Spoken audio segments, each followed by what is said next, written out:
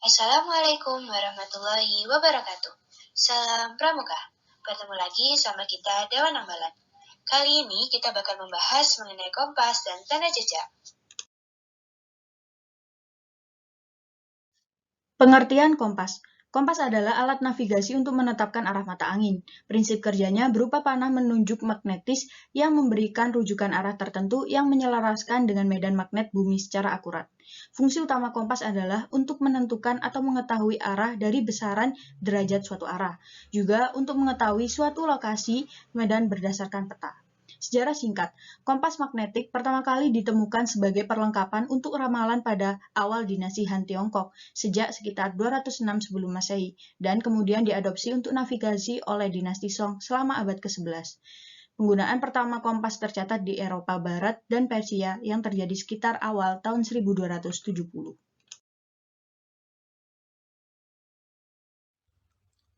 Kompas dalam kepramukaan.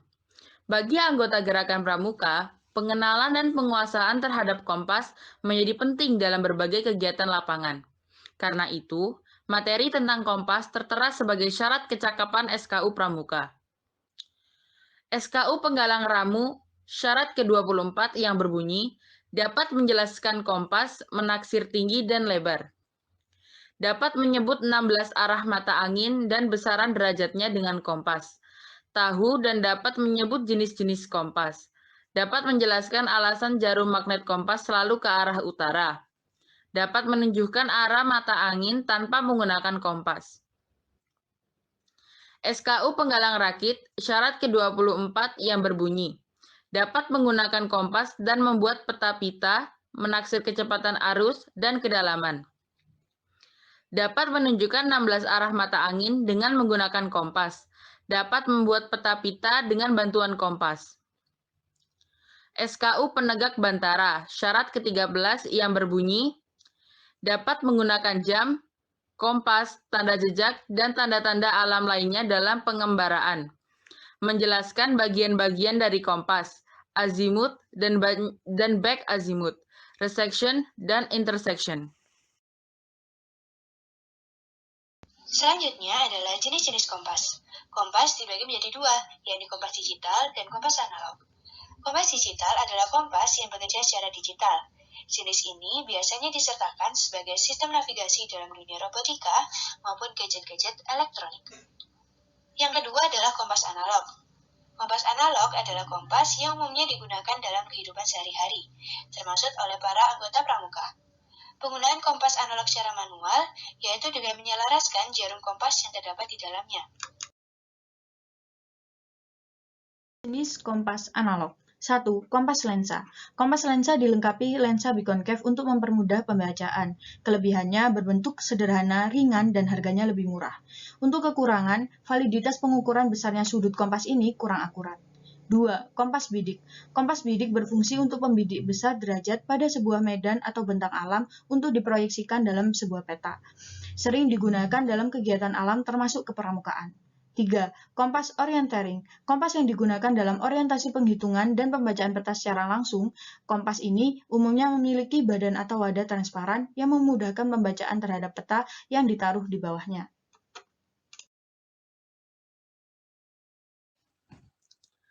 Azimut.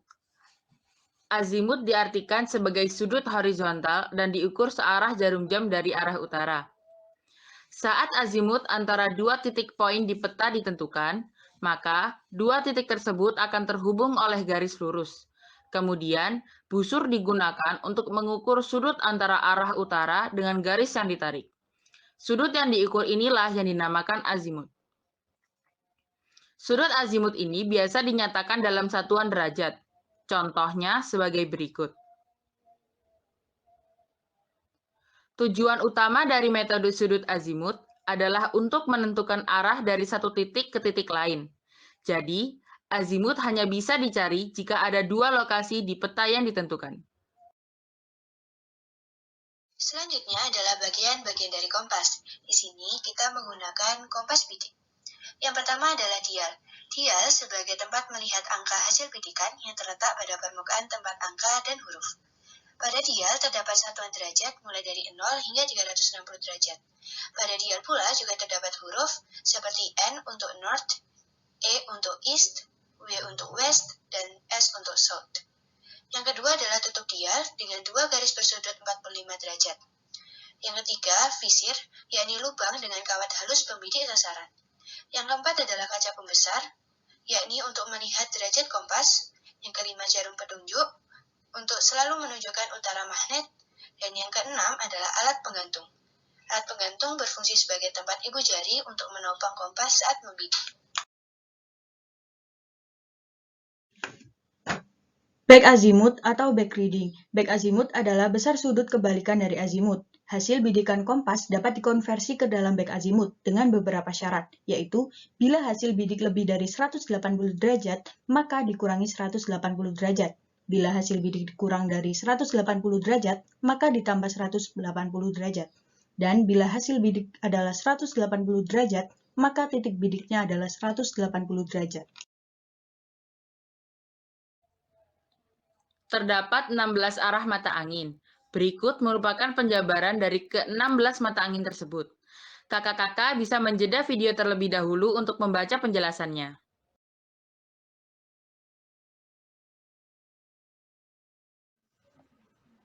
Selanjutnya adalah tata cara penggunaan kompas bidik.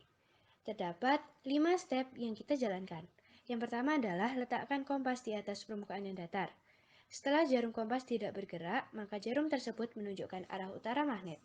Yang kedua, bidik sasaran dengan menggunakan visir, yakni celah pada kaca pembesar. Setelah itu, miringkan kaca pembesar kira-kira bersudut 50 derajat dengan kaca dial. Yang ketiga, apabila visir diragukan karena kurang jelas terlihat dari kaca pembesar, maka luruskan garis yang terdapat pada tutup dial ke arah visir. Pelurusan ini harus searah dengan sasaran bidik agar mudah terlihat melalui kaca pembesar.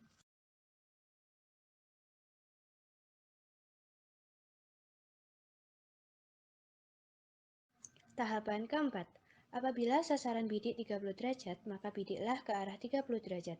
Sebelum menuju sasaran, tetapkan terlebih dahulu titik sasaran sepanjang jalur 30 derajat. Carilah sebuah benda yang menonjol atau tinggi di antara benda lain di sekitarnya, sebab rute ke 30 derajat tidak selalu datar maupun kering. Dan yang terakhir, sebelum bergerak ke arah sasaran bidik, perlu ditetapkan terlebih dahulu sasaran balik atau back azimut. Hal ini berguna supaya kita dapat kembali ke pangkalan apabila tersesat dalam perjalanan. Menentukan sasaran balik memiliki dua rumus sebagai berikut. Apabila sasaran kurang dari 180, maka ditambah 180. Contohnya, 30 derajat memiliki sasaran balik, yakni 30 ditambah 180, yaitu 210 derajat.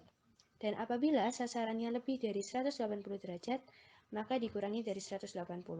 Contohnya adalah 240 memiliki sasaran balik 240 dikurangi 180, yakni 60 derajat. Kenampakan alam. 1. Ursa Mayor sama dengan utara, disebut konstelasi bintang 7 atau biduk. 2. Rasi bintang Kruk sama dengan selatan. 3. Rasi bintang Orion sama dengan barat atau disebut rasi pemburu. 4. Rasi bintang Scorpio sama dengan tenggara, berbentuk kalajengking ekor ke selatan. Prediksi cuaca. Apabila kabut tipis merata membumbung tinggi ke atas, berarti cuaca selalu baik. Kemudian cuaca terang di pagi hari, menandakan buruk apabila kemarinnya hujan. Selanjutnya, apabila langit ditutup awan, kemudian terang di pagi, menandakan cuaca baik. Apabila kabut di atas lembah pagi, sama dengan baik, sedangkan di atas gunung sama dengan turun hujan. Kemudian, apabila udara sejuk dan embun pagi, sama dengan cuaca baik tapi panas kering. Ada cuaca apabila dilihat dari bulan. Ketika bulan terang cerah menandakan cuaca baik. Ketika bulan diikuti awan gelap berarti akan hujan. Dan ketika ada lingkar putih berarti tak ada ketentuan cuaca malam itu. Selanjutnya, awan tebal gelap menandakan akan hujan. Bintang terang menandakan cuaca cerah. Matahari merah dan garis awan hitam atau terbit dengan garis kuning menandakan hujan.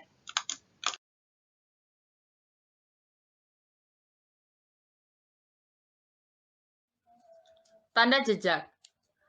Tanda jejak merupakan tanda untuk menunjukkan sesuatu, arah, jalan, atau hal peristiwa yang sifatnya rahasia, menggunakan alat bantu kayu, batu, ranting, rumput, dan alat lain.